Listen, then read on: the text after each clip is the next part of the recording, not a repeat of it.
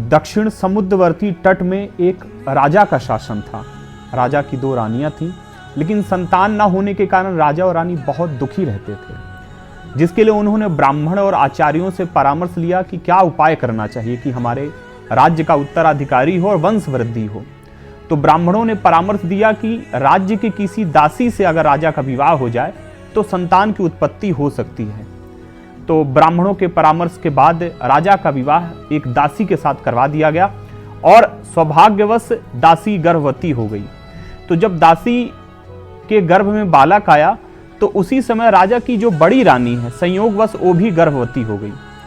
तब दासी को इस बात की बड़ी चिंता होने लगी कि अगर रानी का पुत्र होगा और मेरा पुत्र भी होगा तो मेरा पुत्र दासी पुत्र कहलाएगा और मेरे पुत्र को वह सम्मान नहीं मिलेगा और वह इस राज्य का उत्तराधिकारी फिर नहीं बन पाएगा।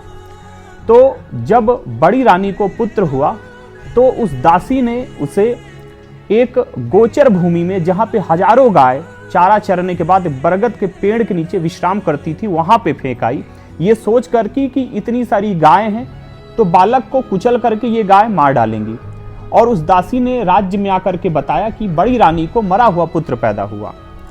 तो उन गौमाताओं ने क्या किया कि उस शिशु को, उस बालक को अपने थन से लगा करके दूध पिलाया और चारों पैर करके इस तरीके से उसको, बच्चे को आश्रय दिया कि जैसे एक माँ का स्पर्श होता है। इस तरीके से उन गौमाताओं ने अपने थन से दूध पिला करके उस बच्चे को बड़ा करना शुरू किया।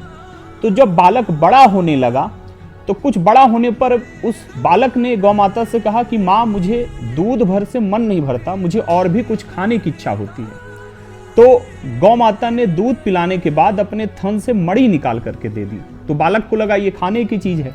तो जब बालक ने उस मणि को खाया तो मणि कठोर सी लगी।